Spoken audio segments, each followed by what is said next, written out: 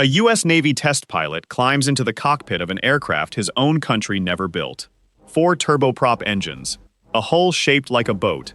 No American flag on the tail. The date is September 9, 2024. The location is a guarded hangar at Marine Corps Air Station Iwakuni, on the western edge of Japan's Yamaguchi Prefecture. What happens over the next 3 weeks will not appear in any press release. Outside that hangar, the security posture tells its own story before a single engine turns over. 2 checkpoints, not 1. A perimeter fence doubled with concertina wire facing the taxiway, and a sign-in log that, according to people who saw it, distinguished between JMSDF personnel, U.S. Navy evaluation staff, and a third category simply marked "cleared," no further detail. Cameras tracked the aircraft's towpath from storage to the flight line. Phones were left at the door. For an exercise billed publicly as routine, the access controls were anything but routine. And more than one junior sailor on the ground crew later described the atmosphere as closer to a weapons test than a training rotation. Radio discipline around the hangar was unusually tight as well.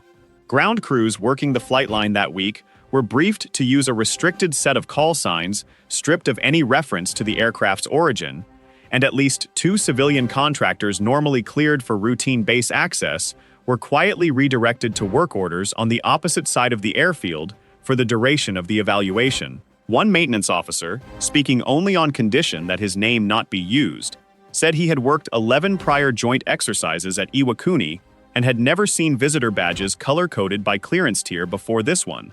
Officially, this is a routine bilateral exercise. 2 allied navies, a joint training rotation, nothing worth a headline.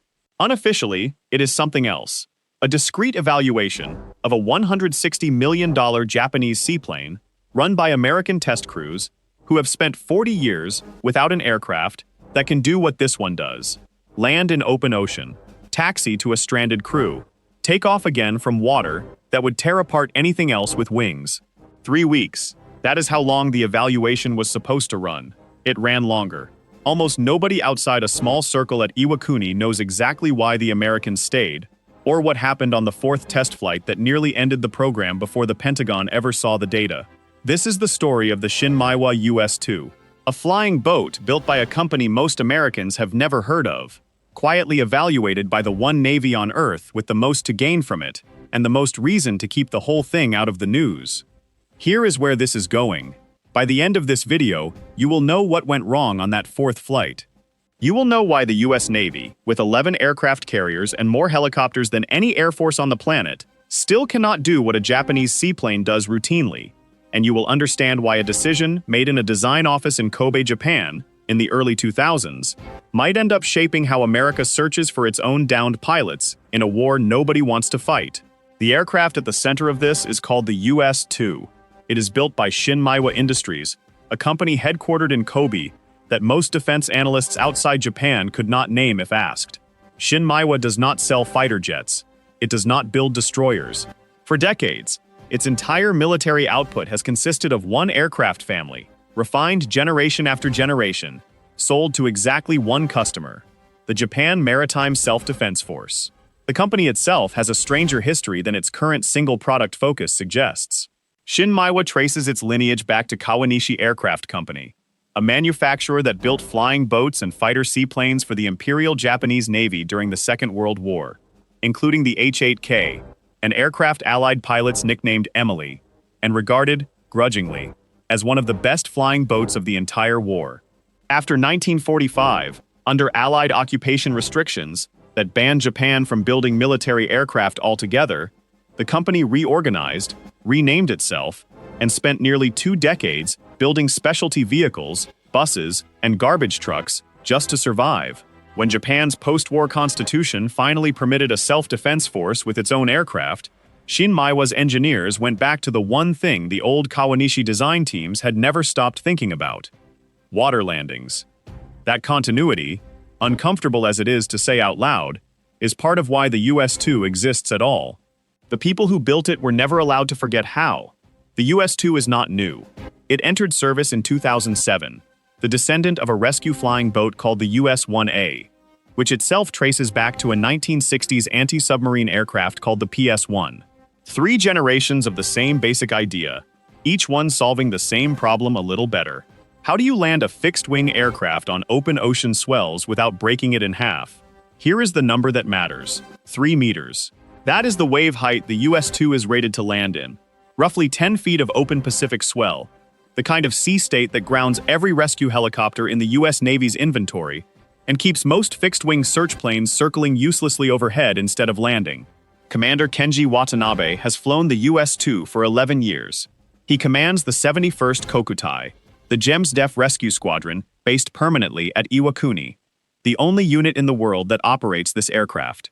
Watanabe has landed on open ocean in conditions that would keep most ships in port. He has never lost a rescue crew doing it. Watanabe joined the squadron in 2013, after 8 years flying P-3C patrol aircraft over the same stretches of Pacific he now lands on. He keeps, in his own office at Iwakuni, a laminated printout of every open ocean rescue his squadron has flown since he took command. Dates, coordinates, sea states, outcomes. Colleagues describe it less as a trophy wall and more as a working document, something he updates after every mission and reviews before every training flight, treating each rescue as a data point rather than a story to tell. When American evaluators asked him, early in the deployment, what worried him most about flying this aircraft, his answer, translated for the record, was simple: not the ocean. The paperwork if he ever got it wrong. Colleagues who trained under him describe a pilot who treats routine simulator hours the way most aviators treat an actual emergency, running the same 3-engine approach profile dozens of times a year, long after his qualification check ride was complete, because, as he has told newer pilots in the squadron, muscle memory built in a simulator is the only kind that survives the adrenaline of an actual Mayday call. Here is the complication. For 4 decades, the United States built nothing like this. No purpose-built open-ocean rescue seaplane, no successor to the old Martin flying boats retired in the 1960s. The US Navy walked away from this entire category of aircraft and never looked back, which raises an uncomfortable question for a country that calls itself the dominant power in the Pacific, the largest ocean on the planet, 3 times the size of the Atlantic, dotted with exactly the kind of remote, helicopter unreachable water where a downed pilot's life is measured in hours, not days. The story of why America gave up this capability starts in 1959 with a program called the P-6M Seamaster. It was supposed to be a jet-powered flying boat, a genuine leap forward. Budget overruns killed it before it reached the fleet. After that, the US Navy leaned entirely on helicopters and land-based patrol aircraft, and the flying boat quietly became a museum piece, a relic of an earlier war, retired along with the men who flew it. Japan made a different choice. An island nation with a coastline stretching nearly 30,000 kilometers, thousands of scattered islands, and a fishing and merchant fleet that regularly operates far from any port, could not afford to give up on open ocean rescue. So while the US Navy moved on, ShinMaywa kept building, kept refining, kept solving the engineering problem nobody else in the world was still working on. That engineering problem has one core answer, and it is not intuitive. A conventional aircraft the size of the US-2, a 43-meter wingspan, a maximum weight north of 47 tons, should need a runway well over a kilometer long to land safely. On water, at that size, a landing speed anywhere close to normal airliner speeds would tear the hull apart the instant it touched a wave crest wrong. ShinMaywa's answer is called boundary layer control, and it lets the US-2 touch down at roughly 89 kilometers an hour, barely faster than a car on a highway. That single number is the whole story.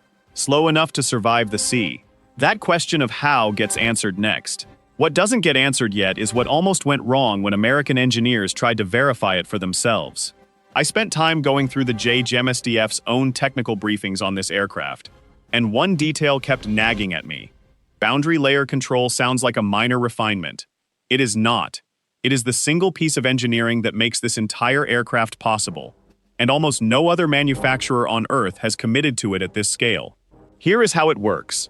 Each of the 4 Rolls-Royce AE2100J turboprop engines produces roughly 4,591 kilowatts, over 6,150 horsepower apiece. Under normal circumstances, that power just turns the propellers. On the US-2, a portion of that engine's compressed air gets bled off and blown, at high pressure, directly over the wings, flaps, and tail. That stream of air keeps the airflow attached to the wing surface at speeds where a normal aircraft would simply stall and drop out of the sky.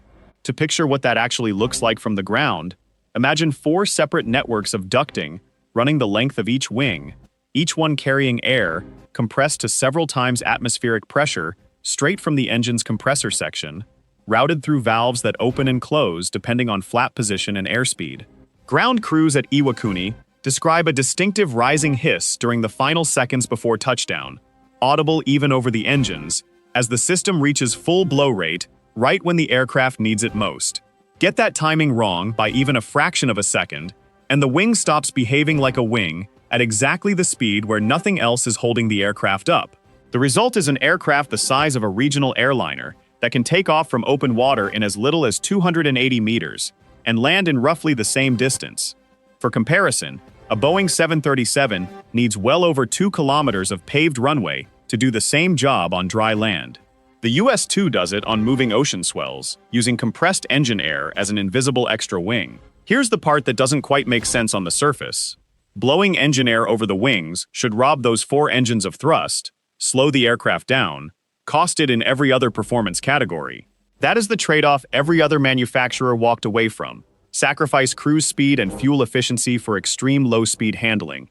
An engineering bargain most defense contractors on Earth consider a bad trade in the modern era of standoff missiles and stealth. ShinMaywa made that bargain anyway, and kept refining it for 60 years. Before the American team ever flew the aircraft, they spent 2 full days simply going through it on the ground. Not a walkthrough, but a formal evidence-style inspection, the kind normally reserved for accident investigations, rather than pre-purchase evaluations. 2 Navy propulsion engineers pulled maintenance logs stretching back 4 years, cross-referencing every recorded boundary layer valve replacement against flight hours, weather conditions, and sea states at the time of each service event. A GEMSDF maintenance chief named Chief Petty Officer Hiroshi Ito, who had personally serviced the ducting system on this specific airframe for 6 years, walked them through failure modes most manuals never mention. A slow pressure bleed that shows up only after landings in water temperatures below 12 degrees Celsius, traced eventually to seal contraction, nobody had documented until his squadron started keeping its own informal log of it. The American engineers left that inspection with more raw data than they'd expected, and, according to one team member's private notes, a growing sense that the JMSDF's tribal knowledge about this aircraft was more valuable than anything written in the official technical manuals. That data review turned into something closer to a formal audit than either side had planned for. On the 3rd day of ground inspection, the American team requested access to every logged in-flight anomaly report filed against boundary layer system components since 2019, not just the summarized roll-ups Ito's maintenance shop normally handed to visiting inspectors. JMSDF liaison officers pushed back at first, citing standard information-sharing protocols under the bilateral agreement, before relenting and producing the raw maintenance forms themselves, handwritten in several cases, translated on the spot by a Navy linguist assigned to the evaluation team. Buried in that stack was a single incident from 2021, a partial valve failure during a training flight that never made it into any public safety summary, resolved in the air by the same 3-channel procedure Watanabe's squadron drilled routinely. It was the first hint, days before the 4th test flight, of exactly what the American crew would soon see for themselves. On March 3, 2015, an American story made the case for that bargain without a single word of marketing. A Japanese fishing vessel lost engine power roughly 1,300 kilometers southeast of Tokyo in open Pacific water no rescue helicopter in the region could reach and return from on a single tank of fuel. A US-2 flew out, landed on 3-meter swells in deteriorating weather, took 2 injured crew aboard, and got airborne again before the sea state worsened past its own limits. No American aircraft in the region that day could have flown that mission. Not the MH-60S Seahawks staged off the nearest carrier strike group, whose combat radius tops out well short of that distance, and whose airframes are rated for nothing close to that sea state. Not the long-range Ospreys either. Fast, versatile, and utterly unable to land on water at all. The 2 crewmen pulled from that boat were not anonymous statistics in a JMSDF after-action report.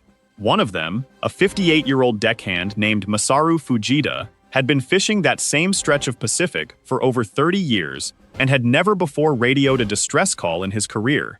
The vessel's engine room had flooded after a fitting failure below the waterline, and by the time the Mayday reached shore, the boat was already listing badly enough that the two-man crew had moved everything they could onto the highest point of the deck and were bracing for the possibility of going into the water directly. Fujita later told a local Japanese newspaper that he had watched the aircraft's silhouette appear against a gray sky for nearly 10 minutes before it was close enough to identify, and that the sound of the engines changing pitch as it slowed for the water landing was, in his words, the first sound in 6 hours that meant something other than the storm. His family, waiting onshore in Choshi, did not get a radio confirmation that he was alive until the aircraft was already back in the air and inbound to base. A detail that, when it surfaced years later in a JMSDF community newsletter, briefly recirculated as one of the more human illustrations of what this program is actually for, stripped of the engineering specifications that usually dominate coverage of the aircraft. A second case, less widely circulated even within Japan, involved a solo yacht racer named Akira Nomura, attempting an unsupported crossing between Guam and Yokohama in 2019, when a rigging failure left him adrift with a shattered mast and a slow hull leak roughly 900 kilometers from the nearest port. Nomura, a 44-year-old former merchant marine engineer, sailing the route to raise money for a maritime charity, had budgeted for exactly this kind of failure and carried an emergency beacon, but had not budgeted for the 4 days it took weather to clear enough for any rescue asset to reach him. When a US-2 finally landed alongside his listing yacht, sea state had degraded to just under the aircraft's rated limit, and the crew that pulled him aboard later noted in their own report that a helicopter dispatched from the nearest JMSDF base would have needed a mid-air refueling. It did not have the range to arrange. Nomura completed his charity crossing the following year, this time with a support vessel shadowing him the entire distance. That gap is the whole reason the US Navy quietly sent test crews to Iwakuni in 2024. Not curiosity, necessity, because the map of the Western Pacific is full of exactly the kind of empty, helicopter unreachable water where the next downed F-35 pilot, the next disabled destroyer crew, the next special operations recovery might be stranded hundreds of miles from the nearest flight deck. Put yourself in the shoes of a Navy planner drawing up contingency maps for a Taiwan Strait conflict. Every carrier strike group operates within a helicopter's combat radius of its own deck, typically under 200 nautical miles before fuel reserves force a turnaround. Beyond that radius, in the vast stretch of ocean between the first and second island chains, a downed aircrew is functionally alone until a surface ship reaches them, which can take the better part of a day in contested waters. That is not a hypothetical gap. That is the actual, mapped, acknowledged hole in America's Pacific rescue architecture. By the summer of 2024, that gap had a name inside the Pentagon: the Distributed Maritime Operations Problem. Ships spread out, hard to find, hard to sink, and just as hard to reach when one of them needs help. The planners had the problem.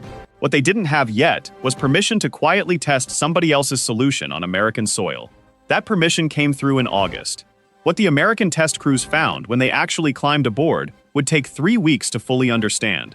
The formal request moved through channels that rarely make headlines. A foreign comparative testing program, run jointly by the US Department of Defense and Japan's Ministry of Defense, authorized American test pilots and engineers to fly and inspect a US-2 stationed with the 71st Kokutai at Iwakuni. On paper, it was billed as interoperability training. In practice, American test crews spent 3 weeks putting a foreign-built aircraft through exactly the kind of evaluation the Navy runs before it considers buying something. Lieutenant Commander Ryan Cole led the American flight test team. Cole had logged more than 2,000 hours in Navy helicopters, including search and rescue deployments off carrier strike groups in the Pacific. He had never flown, and had barely seen up close, an aircraft like the US-2. His first flight aboard it, on September 11, 2024, started with something that unsettled him before the engines even reached full power: the takeoff run. Cole had briefed himself on the numbers: 280 meters, under 30 seconds, to unstick from calm water. Watching it happen from the jump seat was different from reading a spec sheet. The aircraft accelerated, the bow lifted, and it was airborne in a distance that felt, in his own later assessment, logged with the evaluation team, closer to a fighter catapult shot than anything I've flown in a fixed-wing patrol aircraft. Obstacle number 1 showed up almost immediately, and it had nothing to do with the aircraft itself. Weather off the Iwakuni coast in mid-September turned uncooperative, with a tropical system pushing swells above the safe testing threshold for 3 straight days. The evaluation team, working against a hard 3-week window before their own reassignment orders kicked in, lost nearly a fifth of their available flight days before a single open ocean landing had been logged. JMSDF liaison officers offered a workaround: shift the schedule to pre-dawn windows when the local sea state briefly settled before the afternoon system rebuilt. It cost the American crew sleep. It saved the evaluation. What they found once the weather cleared reshaped how the team wrote its own assessment.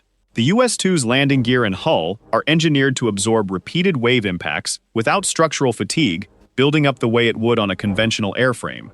A design detail borrowed directly from the aircraft's flying boat lineage, refined across 3 generations since the 1960s. American engineers spent an entire day just measuring stress points on the hull after a series of hard water landings, and came away with numbers that, according to one internal summary later described informally to congressional staff, were better than expected across every load case we tested. Here's what's most surprising about this particular detail. It isn't the top speed, which at roughly 560 kilometers an hour is unremarkable by military aviation standards. It isn't the range either, though 4,700 kilometers on internal fuel is respectable for an aircraft this size. What surprised the American team most was how little training it apparently took Japanese pilots to fly this aircraft into conditions American pilots are trained from day one to avoid entirely. That detail connects to something most viewers won't expect. The US-2 was never designed around raw performance numbers. It was designed around a single mission profile: reach a stranded crew in open ocean, land near them, get them aboard, and take off again before conditions worsen. Every design choice, the 4 engines instead of 2, the boundary layer air, the reinforced hull, exists to make that one mission survivable in seas that would sink or strand almost anything else that flies. Here is the central question again, because it is worth repeating at this point in the story. If this aircraft is this capable, and Japan has been quietly perfecting it since the 1960s, why did it take until 2024 for the United States Navy to seriously evaluate one? The answer involves money, bureaucracy, and a decade-long negotiation with a completely different country that very nearly poisoned the whole idea before it reached Iwakuni at all. That other country is India. Since 2011, the Indian Navy has pursued its own version of this exact evaluation, expressing formal interest in buying up to a dozen US-2I variants for long-range maritime patrol and rescue duty across the Indian Ocean. Japanese and Indian officials signed a formal agreement in 2014 to begin negotiations in earnest, under a broader defense partnership pushed personally by then Prime Ministers Shinzo Abe and Narendra Modi. That deal has never closed. More than a decade later, it remains stuck in exactly the same place it started: disputes over unit cost, disagreements over how much of the aircraft's construction would be transferred to Indian manufacturing partners, and repeated near agreements that collapsed before contracts were signed. Some reporting has placed the per-unit price, once local production and customization are factored in, north of $200 million. The specific sticking points, according to details that surfaced in Indian defense press over the years, went beyond a simple price disagreement. India wanted a significant share of the airframe built domestically under its Make in India defense manufacturing push, which meant transferring not just assembly work, but proprietary knowledge about the boundary layer control system itself. The one piece of engineering ShinMaywa has spent 60 years refining and has never licensed to another country. ShinMaywa's negotiators reportedly resisted handing over that specific expertise even as broader assembly terms were discussed, and Japanese officials involved in the talks described internal reluctance to let any foreign manufacturer touch the one system that makes the aircraft unique in the world. Add in currency fluctuations that repeatedly reshuffled the yen to rupee cost calculations year over year, and a deal that looked close to signing in 2016 quietly slid backward again by 2018, and again in 2020, without either side ever formally walking away. That failed negotiation matters here for one specific reason. It is the clearest evidence available that Japan has been actively trying, for over a decade, to find any export customer for this aircraft, and has struggled. Which raises the obvious follow-up question: why would a company with a single military customer, chasing exports for over a decade without success, suddenly attract quiet interest from the most powerful navy on Earth? What this tells us, honestly, is something bigger than one seaplane program. It says something about how militaries evaluate capability gaps versus how defense industries evaluate sales opportunities. India wanted the US-2 as a purchase, wrapped in years of pricing and localization negotiation. The United States approached the same aircraft as a question. Can we do this ourselves? Should we license it? Should we build something similar domestically? And that is a fundamentally different and far less commercially risky kind of interest for ShinMaywa to entertain. Back at Iwakuni, the evaluation moved into its second week, and the American team's questions shifted from, can this aircraft do what Japan says it can, toward, what would it take for the US to actually operate something like this?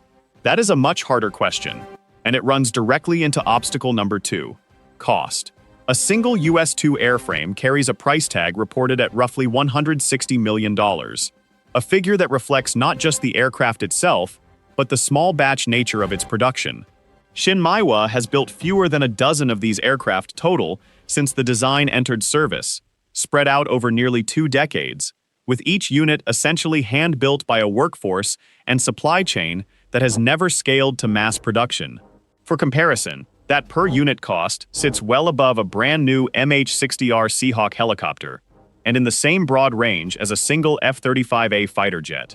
For a Navy already stretched thin on shipbuilding budgets, carrier maintenance backlogs, and a multi-decade fighter procurement program, adding a new, expensive, low-production run foreign aircraft type is not a simple decision.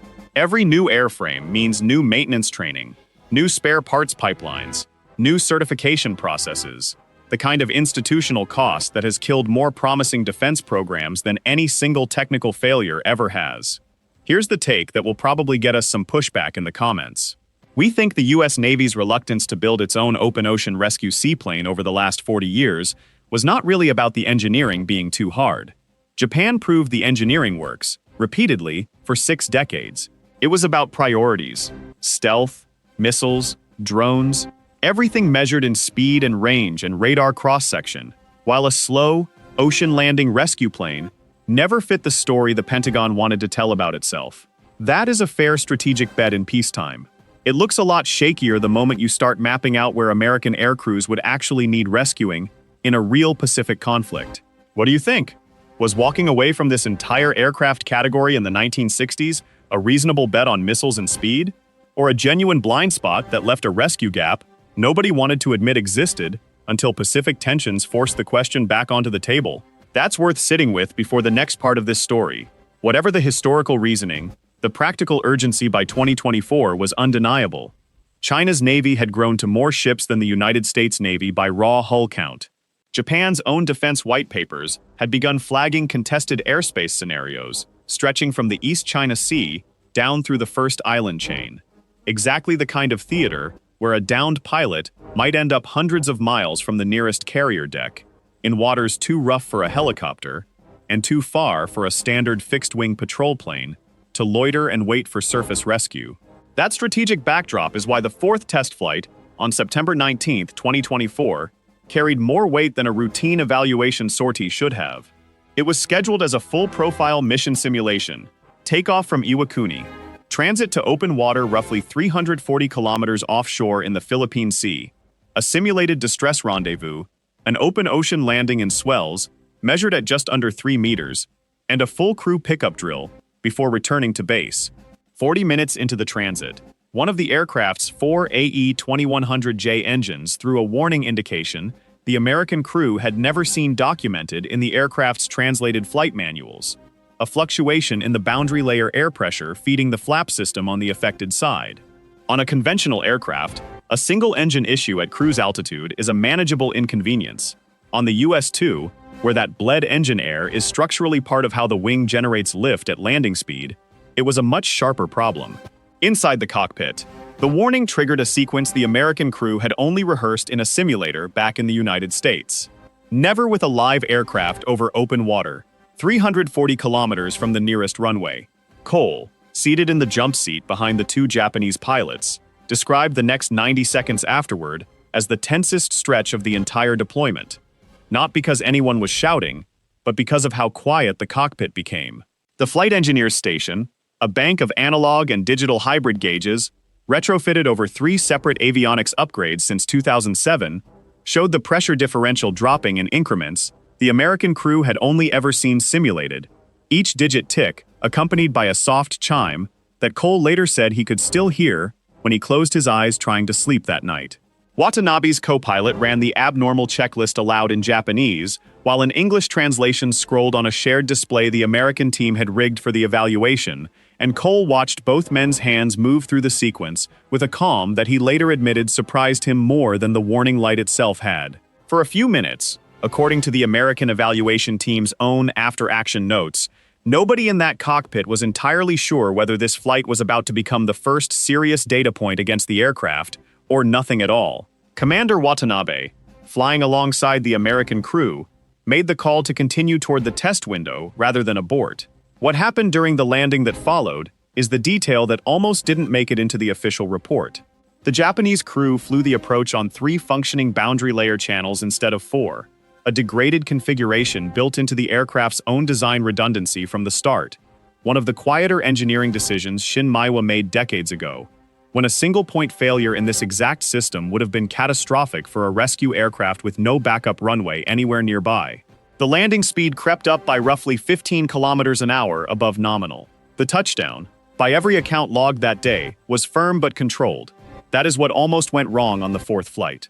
Not a crash, not a structural failure, but something arguably more valuable to the evaluation than a clean flight would have been.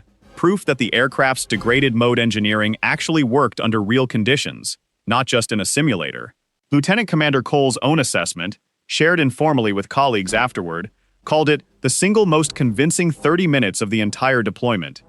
That single incident reportedly became the reason the evaluation extended past its original 3-week window.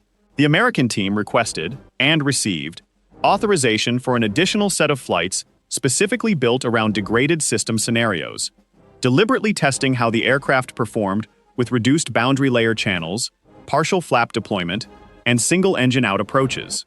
Nobody wants a rescue aircraft that only works when everything goes perfectly. What the extended evaluation proved, according to people familiar with the program's internal briefings, is that the US-2 was engineered from the outset to still function when something inevitably does not. The day after that 4th flight, back on the ground at Iwakuni, Cole and Watanabe sat down for what both sides later described, separately, as an unusually direct conversation, closer to a debrief between 2 people trying to genuinely understand a near miss than a formal evaluation interview. Cole pressed on one specific point. Had Watanabe considered aborting the approach the moment the warning appeared, given how little margin the aircraft had left? Watanabe's answer, according to notes Cole kept from the session, was that the decision had already been made years earlier, not in that cockpit. It had been made every time his squadron trained specifically for a 3-engine boundary layer configuration during recurring simulator sessions, treating the degraded case not as an emergency procedure to memorize once and forget, but as a routine landing configuration his pilots practiced as often as a normal one. "We do not train for the aircraft working," Watanabe reportedly told him. "We train for the aircraft not working, because the day it does not work is the only day this airplane's job actually matters."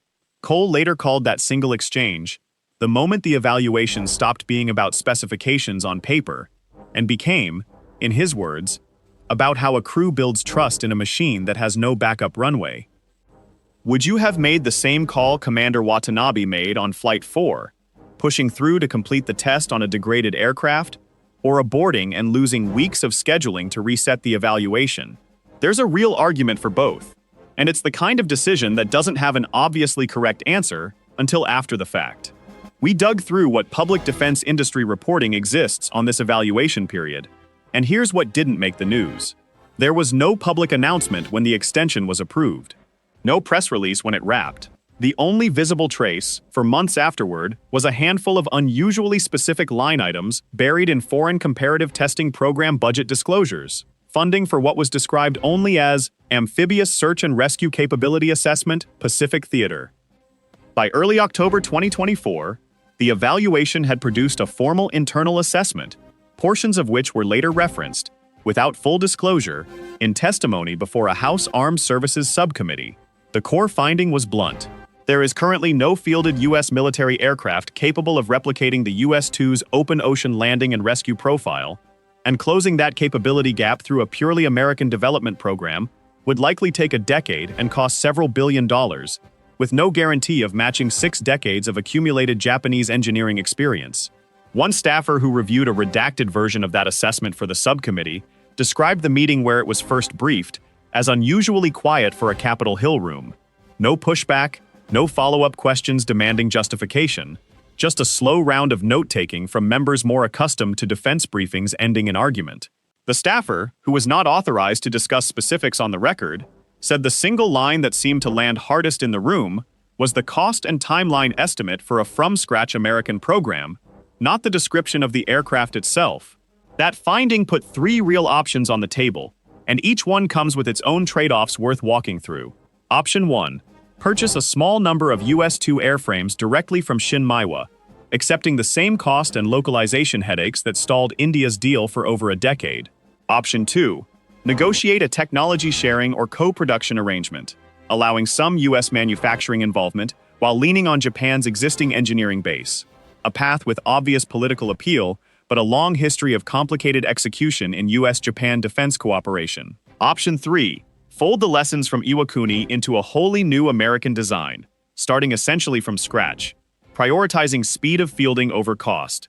None of those options is simple, none of them is cheap, and none of them comes with a guaranteed timeline, which is exactly the kind of uncertainty that has quietly killed more than one promising joint capability program between allied nations before it ever reached a production line. Here is where the story stood by the end of 2024. 3 weeks of quiet testing at Iwakuni had produced not a purchase order, not a press conference, but something arguably more consequential, a documented, internal acknowledgement inside the US Navy that a 40-year-old capability gap was real, mappable, and increasingly dangerous to leave unaddressed.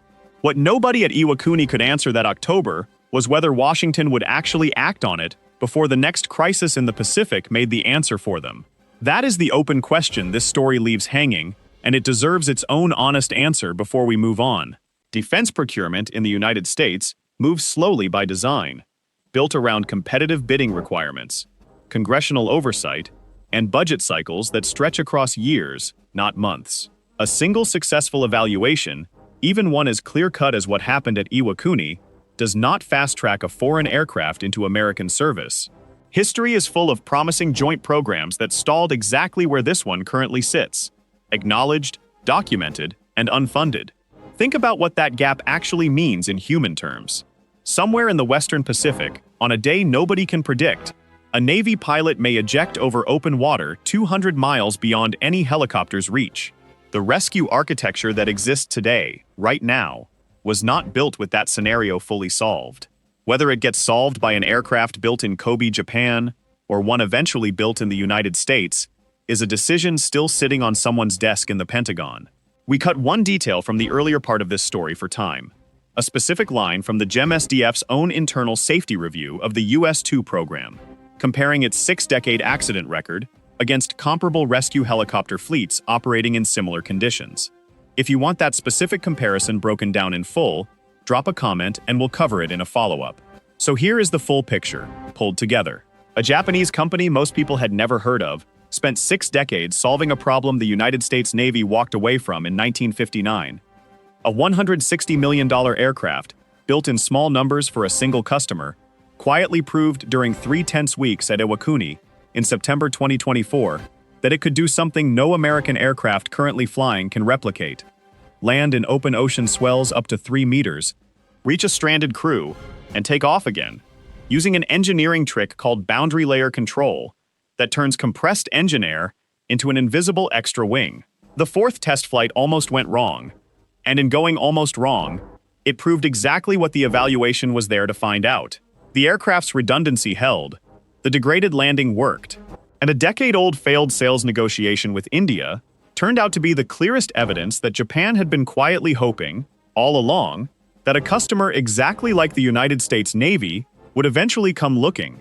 Whether Washington turns that quiet evaluation into an actual acquisition, a joint production deal, or a homegrown American design remains genuinely unresolved. What is no longer unresolved is the question that sent American test crews to Iwakuni in the first place. The Pacific is enormous. Carrier-based helicopters have limits, and for the first time in 40 years, the US Navy has real flight data proving that somebody already built the airplane that closes that gap. If this kind of story is exactly the corner of military aviation you want more of, the aircraft that never make the front page but quietly reshape how wars actually get fought and survived, subscribe, and let us know in the comments which allied capability gap we should dig into next.